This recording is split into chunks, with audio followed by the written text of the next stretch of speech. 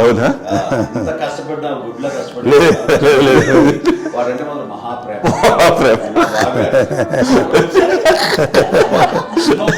నేను చూస్తున్నాను దగ్గర ముందు పెట్టినావు ఆర్టిస్ట్ కాబట్టి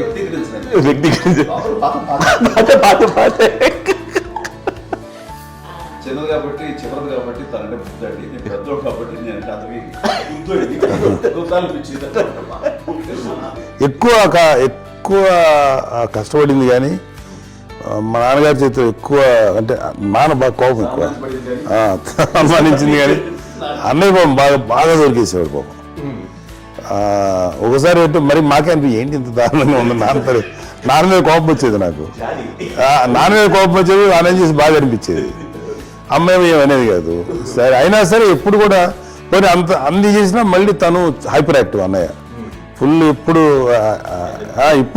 ఇప్పటికీ ఉన్నారు. ఇప్పుడు ఈ రోజు కూడా అదే అన్నయ్య సేమ్ హైపర్ యాక్టివ్.